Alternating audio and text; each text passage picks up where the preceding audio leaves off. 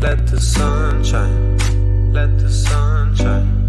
Let the sun shine. Let the sun shine. Let the sun shine. Let the sun shine. All right. How are you? Oh, I'm so good because I'm talking to you. Good evening. Good evening. The one and only Camilla Forbes, the executive producer of the Apollo Theater in the house. I am so glad to be talking to you tonight.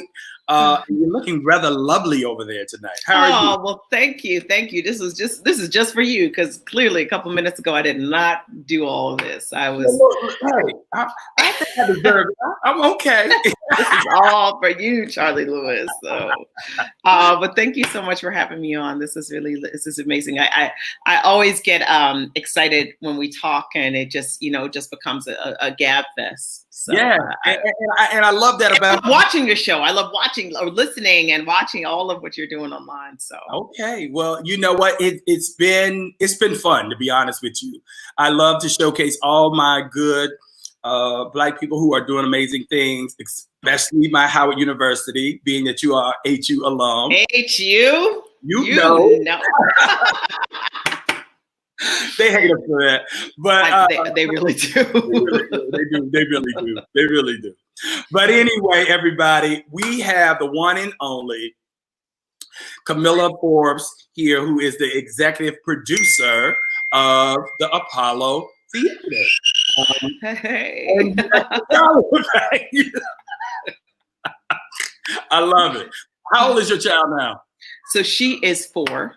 So you heard that, yes. She's 4. This is bedtime, so we're working on bedtime right now. So I keep checking. My husband Lamar is like he's trying to hold it down, but she's 4. But I will tell you, fun fact: we have been training her in the ways of HU. So yeah, so she knows the call. HU, she's with it. I love it. I love it. I love it. I love it. All right. Well, anyway, everybody, Camilla is the co-founder and artistic director of High Arts, an award-winning producer and director.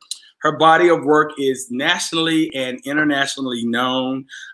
She is noted for having a strong commitment to the development of creative works for and about the hip-hop generation.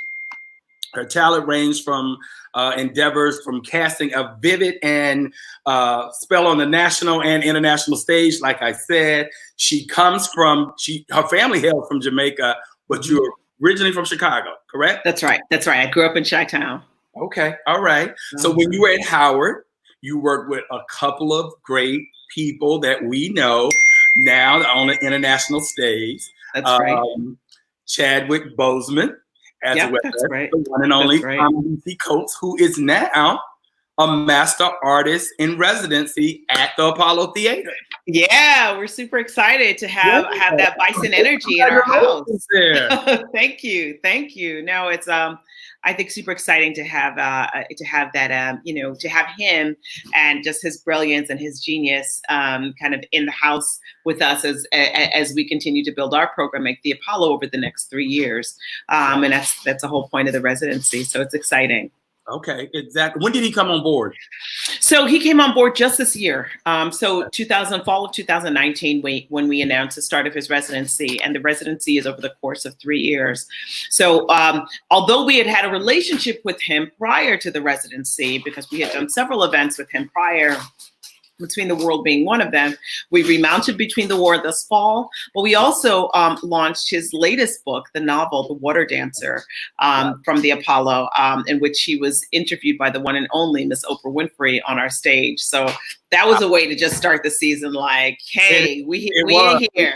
It was a big year. I was there that night, sitting right there. Yes. Us and Oni and all the kids. That's right. Yeah. Yeah. So anyway, let's go back for the people and then bring them up, because I want to definitely let everybody know exactly how you came on board. So how did you get interested in the art? It's so funny. so I started in growing up in Chicago, my parents always had me around the cultural arts, right? Like, so we were always going to a play. I was in piano lessons, like creativity was always around me. I got into high school, and in high school, I was doing plays in high school. I would write plays with my best friend, and she's super creative and amazing. We went to Howard together. Okay. Which is really awesome. But in any case, I was always involved in the arts. I went to Howard, and I went for pre-med because that made sense, because I love the arts. And you had a Jamaican mother. Well, that's right. Exactly. Jamaican mother and father. So like, it was like, okay, it's like medical school, engineering, or I'm going to be a lawyer. But you know what it was? I think when I got to Howard, I saw even a broader possibility of what I could be. Okay. And I think Howard it really invites you, and particularly as a Black person, invites you to really become your full self, right? And express your full self. And it's at that age when you're really trying to define who you are. So when I got there, I was all about, the School of Fine Arts and taking classes in fine arts, even for my first year. So that second semester, I changed my major to theater, and started, and really with the focus and concentration around directing, and really thinking about directing, arts administration, and acting as well. So I really wanted to kind of immerse myself in all parts of the arts. So upon leaving Howard, I was working as an actor. I was working as a teaching artist. I thought it was going to be all about sort of acting and then some directing for me. Okay. But the path led itself down a different kind of windy road. Actually, from Howard, there were classmates of mine, and we started. We would create and write and direct our own works. And it was from that there was a lab that was in the School of Fine Arts called the Playwrights Lab that we were all a part of.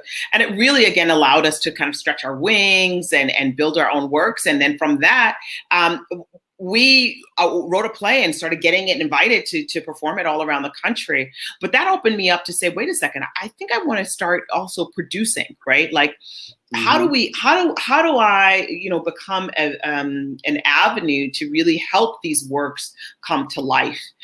Because, there weren't a lot of theaters or producing entities that were really focused on producing definitely folks of color, not there weren't a lot of theaters focused on that, and definitely young folks, right? So that really then became my focus. So along that path, I worked with some folks in New York and met up with some of the peers who were working in theater in the same, and then we started a festival called the Hip Hop Theater Festival. From that, I got in touch with Mr. Stan Lathan, and I was, interviewing. Everybody knows Stan Lathan is. He is. If you want to, you got to kiss the ring. Yeah, you got to. I mean, the man behind Def Comedy Jam and so many other things. I mean, he's the top producer of our culture. But continue on. So how did the relationship between you and Chadwick start? How did that relationship happen? Oh, school. We just had class. Yeah, that was Howard University School of Fine Arts. We had classes together. We were in school together. We were classmates, and we were also in the Playwrights Lab together. So I think that also formed, this idea of where can we creatively collaborate and build with one another, and that's where that started.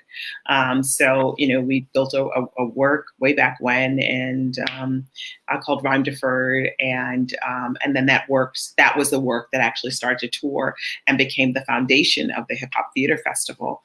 So it was from producing the festival that I was introduced to Stan Lathan, and Stan and I was interviewing to be his assistant. And I remember he said, because you really sit in this world of like spoken word and hip hop, and there might be another job. And he and Russell were just beginning to conceptualize Def Poetry Jam. Right. Okay. Mm-hmm. And so I started working with them on their team. I started off as a talent associate, then talent executive, and then worked my way up to a producer, and then co-executive producer, and then started executive producing a spin-off series for them alongside Stan and our executive team called Brave New Voices for HBO. So that really got me into the realm of television and television producing. Okay. then what got you to the road to the Apollo? What led you to Yeah. So alongside that television producing, I was producing projects for PBS. I was producing projects with Pepsi for television, while at the same time still directing in theater and also working in commercial theater. Mm-hmm. I had consulted with the Apollo as a consulting producer and a consulting curator, and this position became open. And I remember the recruiter, called me in and was like, "Yeah, we'd love for you to, interview for this." And I was like, "What? You don't want me? Little old me? No." To run executive producer of the Apollo. But I showed up to the interview. I was like, I have a lot of respect for these people, so I got to show up. And then I really started getting excited about the role. I really started getting excited about the possibility about, just this Black cultural mecca and thinking about it at this a Black performing arts center of this size, where really nationally, there's nothing like it in this country. There's nothing comparable to an African-American performing arts center, of that size in this country. So the possibility had my creative mind kind of going out of control. And then I remember when I got the offer and I was in Baltimore, and I called my husband and I was like, "Oh my God, they offered me the job. What do I do?" And I was like thinking, I need to find the kindest way to say, I don't think I'm the right person. And he was like, "No, you accept, this is your destiny." And so that brought me there. When did that happen? What year was that? 2016. So I've been at the Apollo now for 4 years. For 4 years. Okay. Yeah. And since you've been there, I've seen the trajectory of the Apollo just change overnight. I mean, all the programming that you do, I think you came in with a strategic vision. Educate the audience on where the Apollo was, and then where in your mind you want to take the Apollo. Sure. So I'll say a few things. I think in 1991, a lot of people don't know, the Apollo became a nonprofit in 1991. And so there's been very strategic building. The Apollo has had a long history, 86 years old, right? For a majority of that history, it's been a commercial music roadhouse where a lot of the greats and legends have played. But the business model is very different as a commercial roadhouse than as a nonprofit performing arts center. Okay. A nonprofit performing arts center means that we're mission centered, we're mission focused at all times. Mm-hmm. So it led to the creation of our education department, which, education serves over 20,000 young people per year. It led to the creation of us to be able to do larger impact work, like Between the World and Me, like the opera We Shall Not Be Moved, that was directed by Bill T. Jones, and Mark Bamuthi Joseph wrote the book. Daniel Bernard Romain did the score. It was a large scale, very big idea opera responding to an urgent stimulus in our time, right? An urgent topic in our time. So I think that, where the Apollo was is we were in this transitionary moment. I came in at a time when my predecessor, her name, Mickey Shepard, who I just bowed down, she's the queen bee in the nonprofits arts realm.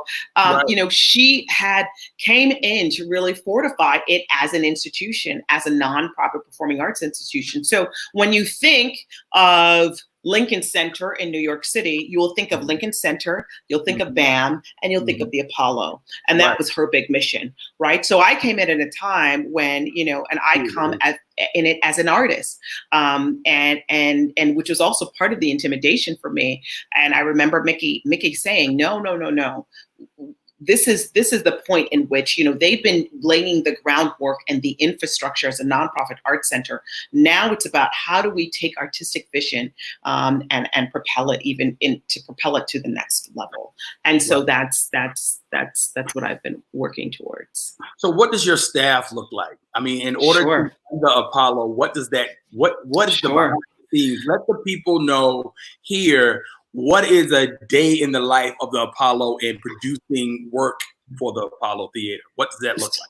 So we have a full-time staff of about 75 individuals.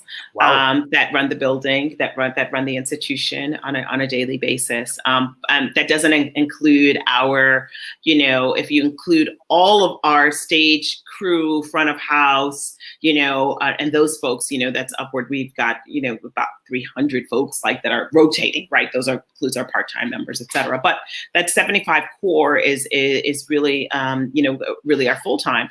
And so, my team is, I have a programming team. There's an education team that's we have in-school programs, we have adult programming, we have after school, we have a teen training programming that the education department runs, as well as my program, the programming team that's focused on programming throughout the year. Our programmatic year is through October through June. Okay. And so that's anything from, our programming team is working on anything from, like I said, that opera, about what it takes to produce and present a large-scale opera directed by Bill T. Jones, mm-hmm. to a concert with Teddy Riley celebrating, 30th anniversary of New Jack Swing, Right. And we believe that, we, as the Apollo really being a national center of Black culture, we hold the spectrum of all of that in our building, right? We hold the spectrum of all of that in our, kind of performing arts rubric, right? From Teddy Riley to, Keith Sweat, to James Brown, right? Yeah. To some of the greats, right? And all the way to Misty Copeland, right? Yeah. Like all of the spectrum of who we are as a people and how we express ourselves through the arts is represented at, at the Apollo. And so on any given day, that's what you can see. Okay. And how does, when you speak of venues like Lincoln Center and BAM, where does the Apollo fit in when it comes down to size? Yeah. As far as what type of productions they can handle and what productions, because depending on the size of the venue depends on the type of production that you can execute. That's right. So where does it fit in New York City? Sure. So in regards to New York City, at the time, right now, we have two venues as a part of the Apollo. We have our main stage, which is the 1,500 seat house. And we also have our sound stage, which is a more intimate space, flexible space, which is a 150 seat house. We are currently expanding to two additional spaces in the Victoria Theater, which would gain us two additional theaters, a 199 and a 99 seat. And so that's when we start to really expand as a performing arts center into having an active campus per se, right? Okay. If we think about the Brooklyn Academy of Music, they started off with one very central venue, right. Until they started to expand to, the BAM Harvey, they started to expand to all of the other outposts that ultimately became the BAM campus. Right. But yes, the largest stage in our house is a 1,500 seater. So comparable to, let's say, if you think about, Lincoln Center, they do have larger venues and they're some of the works that they're producing, concert-esque style work, just connotate that, or is makes sense for those kinds of spaces per se. But I think, when we think of the Apollo and when I think of the Apollo and BAM, it's not just about the size of the venue, but I also think about, well, what is it representing for the city? And what is the kind of cultural offerings that we are and how we fit into the cultural landscape of the city? And that's where, the Apollo is critical. Because we are a home for African-American culture, African diasporic culture, and represented, it's also sort of this intersection where I think, popular culture and, I hate using this term, but people say it all the time, and high arts intersect. Right. And you find a lot of institutions trying to attempt that, but it's only really, I think, very few those who can do that organically.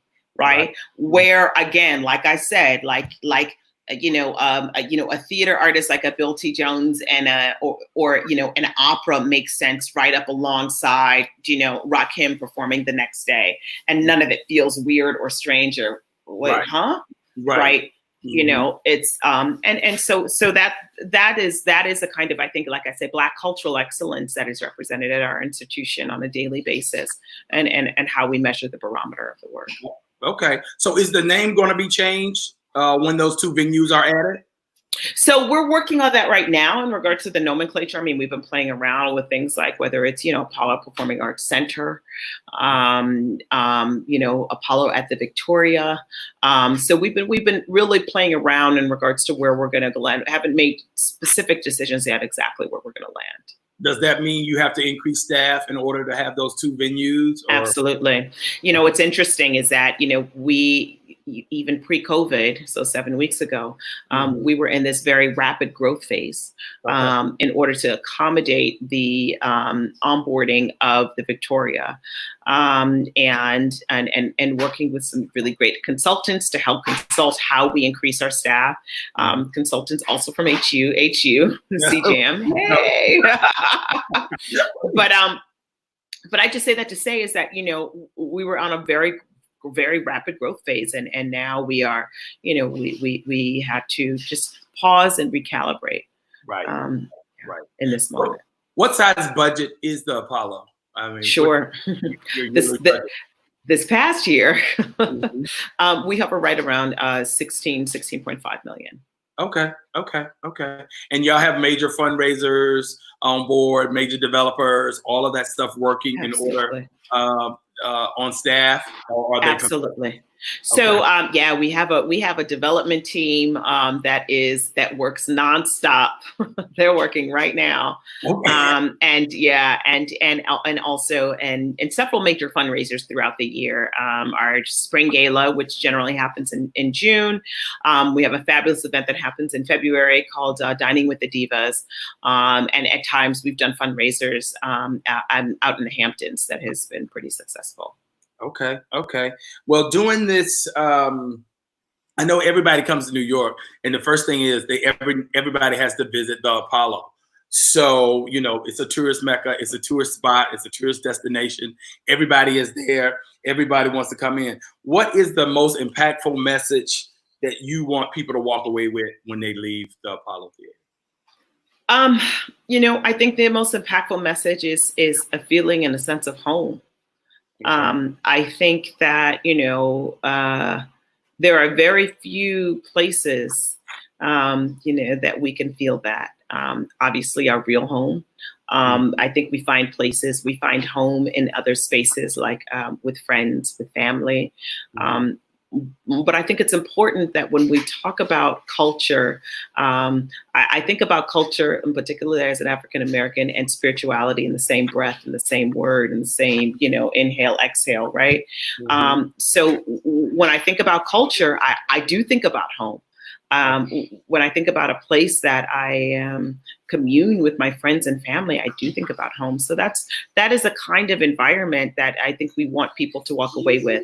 There's a line in our documentary that one of the interviewees, and I love it, says about the Apollo. And they say, when you go to the Apollo, you think about that is your best self reflected.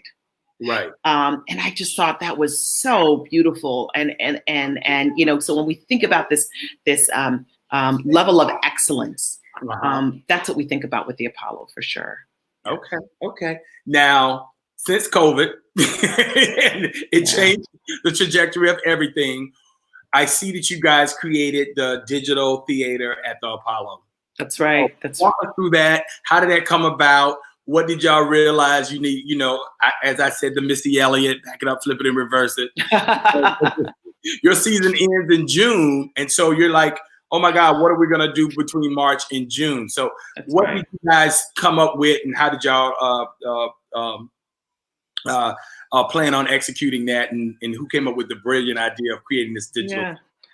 Well, it was a collaborative. We knew that, particularly when the shutdown orders came in place and we were canceling events in the unforeseeable, with no real end date. Right.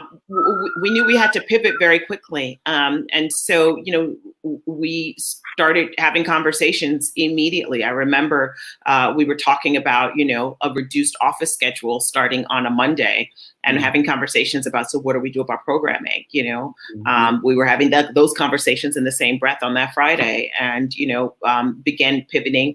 And I think our marketing, programming, and communications team and education team came together and put their heads together and have come up with, and ultimately the digital stage was birthed.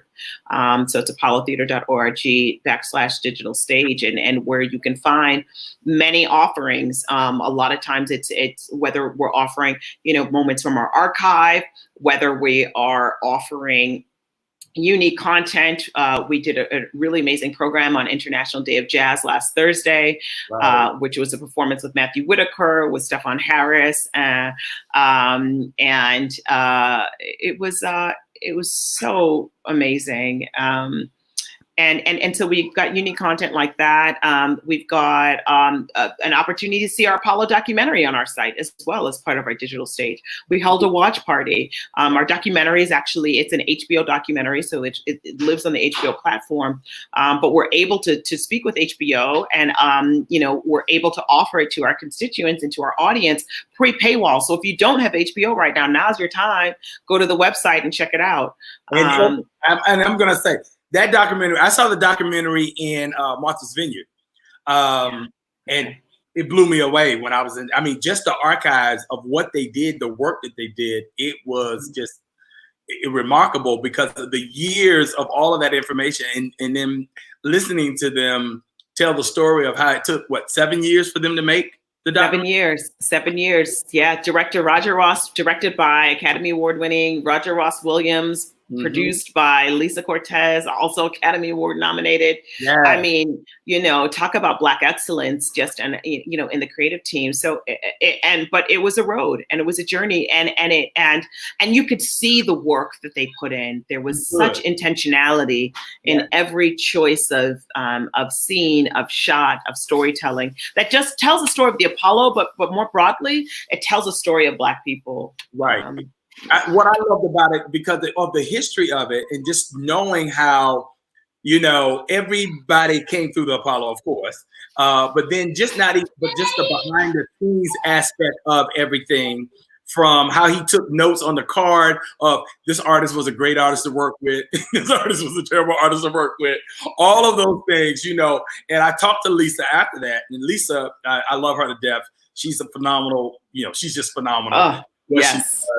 And an excellent. So everybody out there, if you guys have not seen the documentary of the Apollo, I want to get the name right. The Apollo, the making of Apollo. Yeah, the Apollo. On it's just HBO. called on HBO. Yes, make sure you get it. Make sure you watch that while you're in the pandemic. And you could just go to our website. You could just go to apollotheater.org/digital stage, and you can find a link where you can watch the documentary. So the best thing you will ever watch during this downtime. So definitely make sure you guys watch that.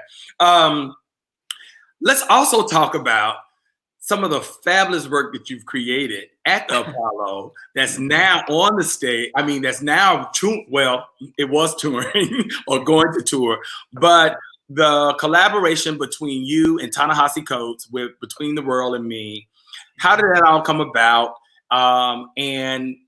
Just give us your headspace on the production and producing that, because that was a masterpiece. Oh, thank you, Charlie.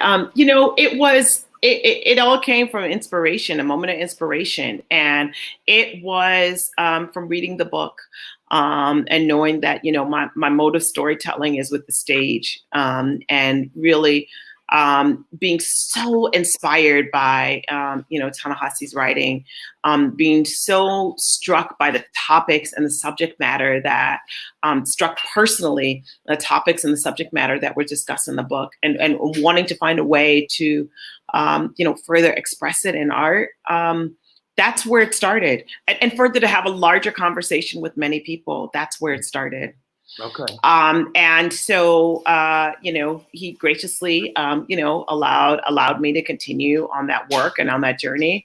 and to create something beautiful with it. So we were able to take the book and transform it into an evening of staged readings with the beautiful score that was created by Jason Moran and several brilliant musicians, Nate Smith and Mimi D. Jones, and it was it was a really cathartic process that that we went through just making the work. It premiered at the Apollo, like you stated, in 2018. We were able to tour it to Atlanta this past fall in 2019, and remounted at the Apollo also in 2019. Okay. And was slated to tour around to several other venues in this upcoming season, but unfortunately, due to COVID, we are in the process of rescheduling those dates. Okay. Did you bring the idea to him? I did.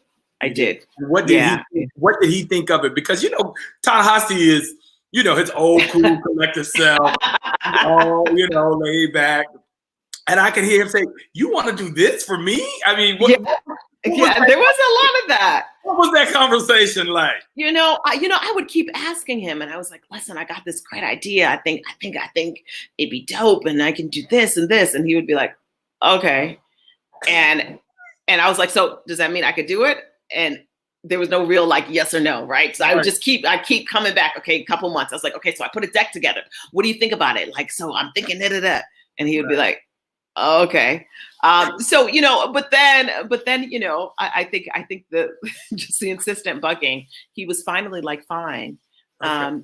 But more importantly, he, and being an artist was like, yes, okay, you do it. And it's, and you do what you're going to do with it. I've already said what I had to say, and that was me writing the book. Mm-hmm. So now if you, as an artist, and I think it was a real, just a reciprocity of respect, just you take with it and do with it what you will. And that was a really beautiful and also kind of nerve-wracking thing, because you also want to check in and make sure that you are doing right by the work. And so, he came matter of fact, the night you were there, Charlie. I mean, we did a whole fundraiser behind it. That's right. HU. Yeah. And so that was one of, when he was able to kind of see. Mm-hmm. Yeah. No, I think that was, it was just, I can only imagine how nerve-wracking that was for you and for him at the same time, because you guys are friends, and yet, you don't want to tarnish that relationship. But at the same point in time, like you said, you have mutual respect for each other's work. Right. And so, him as a writer, you as a producer, y'all collaborating together. That was magnificent. Are you doing anything? You said you were doing the water dance as well. Are y'all? Is that in production? Is that? Well, we did the book launch of the Water Dancer. Oh, okay, you did the book launch. We did the book launch of him, and he did a book tour of it for 12 cities. Right. Okay. Oh, but is that a possibility? It could be. Shoot, we could start bugging him. I do think that Water Dancer, it's such a beautiful book, and I think he's such a brilliant writer. Who knows? You did. Yeah, you did a good job. You did an amazing job. And I think, the water dance, now that's going to take some time, because you got to dissect that. Oh, yeah. Yes. It's a great book, but you got a lot of dissecting to do. Yes, so, yes. What's next? What's on the horizon for the Apollo? What are you guys doing? How are we staying relevant? How you do everything for the culture? Like you said, you got these venues now that are coming up. You're gonna have 4 venues to basically give us entertainment. Sure. What's happening? So I'll talk about it in the short term and the long term. So in the short term right now, what we've launched our emergency COVID fund. Like any other performing arts center and many businesses, we have been impacted greatly by COVID, because it has greatly impacted our revenue. We had to, between now and June, like you stated, the end of our season, we've had to cancel close to 150 nights of production, Wow. which is, it is, or I should say 150 events that were going on at any point in time within the theater. So it was a great impact to our revenue. So, where we are now is we are in active fundraising mode. We will be having a digital and virtual fundraiser on June 1st and 2nd. Please follow us on social at apollotheater.org, at Apollo Theater as our social handle. But in regards to the emergency COVID fund, which, at any point in time, individuals can donate to, and that's at our website, www.apollotheater.org/donate. And I will say I'll put that up when we. Awesome. Yeah, definitely. But go ahead. We are looking to raise, as part of that fund, we're looking to raise $4 million, and this is a 3-to-1 match. We had a generous donation of $1 million, so we are actively hitting the ground running and doing that fundraising. But I should say, this is an opportunity for us to raise not only for our internal institution, staffing, our artists for those digital stages. We want to make sure that our artists are being paid, because we know that this is a time that they're not. But also we recognize that the Apollo being an economic engine in Harlem. We're all affected by this, but also small businesses, entrepreneurial businesses, sole proprietorship, that mom and pop restaurant, the street vendors that rely on the foot traffic. So we are looking to launch a microgrant program that will also help to support those smaller businesses that are being directly impacted with smaller microgrants. So the fundraising goes towards all of that. And sustaining that program, but more importantly, I think sustaining Harlem and for our culture, for sure. Right. Because I know I had Angie Hancock, who is a part of Experience Harlem, on earlier today. We were just talking about what was going on in the community and what was going on in Harlem, because it is going to affect our communities the most, brown and black communities, when it comes down to, and people not being able to get those PPP loans and stuff of that nature. Right. Because some of our favorite restaurants, when all this happens and we go back, might not be in existence any longer. And a lot of people, what a lot of people don't know is that Harlem is, if not the #1 destination, it's the #2 destination when visitors come to New York. So with the spread of COVID and not being able to, people being able to travel, I can imagine that it's affecting you guys as well, just on many different levels, from even licensing and merchandise and people coming by and taking pictures, just the whole thing. Absolutely. Affects, and people really don't really understand the supply chain of how everything, and how all the event production people and the musicians and everybody right now can't do work, so you are digging into your archives, which I do love. Your digital stage, like we talked about before, is great. You had DJ Spiller doing Godfather of Soul last week, and this week you're gonna have DJ Hard Hitting Harry. That's right. Yeah. On Friday, he's gonna come on live at 3:00, so you guys catch him for that. Are you guys still doing the Amateur Night at the Apollo? I saw y'all did that in April. So what's coming on in May to the end of So in May, we've got some good stuff cooking. So one thing I should say about Harry is normally our Music Cafe DJ. So, every first weekend of the month is our late nights, Apollo late nights, and Harry DJs Music Cafe. So this is an opportunity to bring the late night experience live. Christian McBride, who was also who was going to be doing a residency late nights, I just did an International Day of Jazz, but we have some interesting and fun stuff coming up. One of our artists, who I think I can talk about soon, we have a Music Cafe, or a beautiful vocalist who will be sharing music with us in a week, Miss Avery Sunshine. So she's coming up in another week. So check the digital stage when we make that announcement.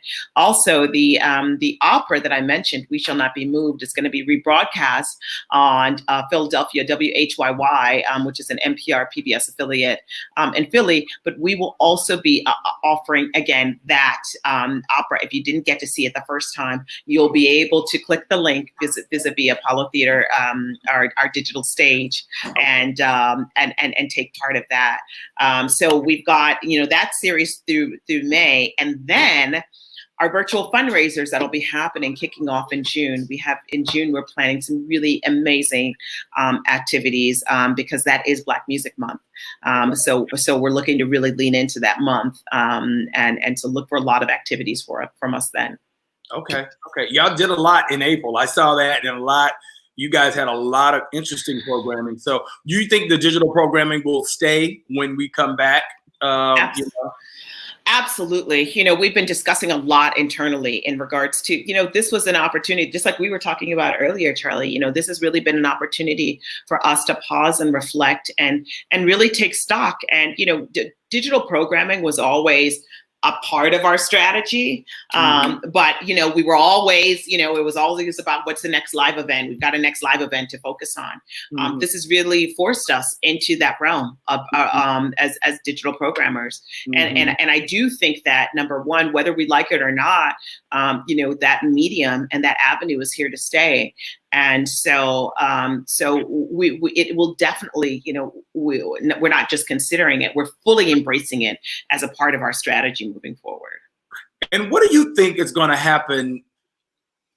Because, Broadway is down. You are Broadway to me, even though you're off Broadway, you are Broadway. How are you guys envisioning bringing people back in?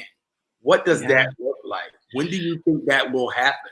You know what? Honestly, I don't even really know. It's, we are making plans, and we've been discussing scenarios that might look like a gradual system. So it might not be, that we're selling half of the house and social distancing the house, and at, the latter part of the year, and the year being, the latter part of 2020, and sort of that being a gradual lead up while we take other, measures to make sure and ensure the safety of our patrons and audience and staff, right?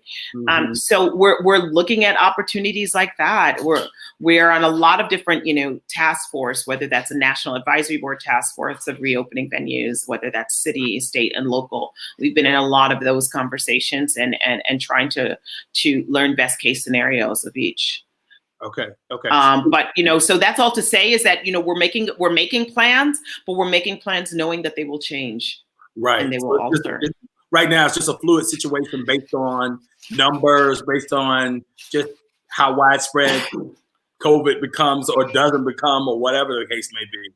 So fluid. I mean, we're even, do we need to train our security staff to take temperatures? Like we're having all of those conversations, and not really clear on what the other side is going to look like, but definitely, in the conversation. Okay. So as the executive producer, your main focus is the content. Is that correct? Correct. And really so much the operation of what's running. I just want to be clear on that. That's correct. Yeah. Okay.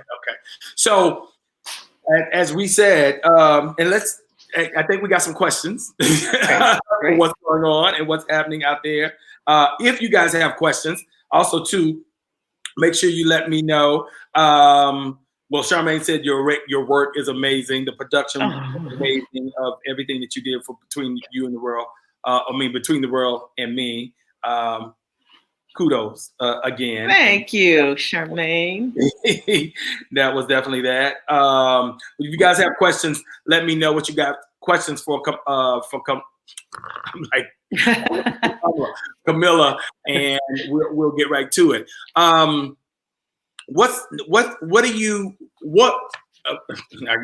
getting all stuff. What was your goal for this year until this happened? What were we going to see on the production scale of the Apollo? Do you recall? Can you recall?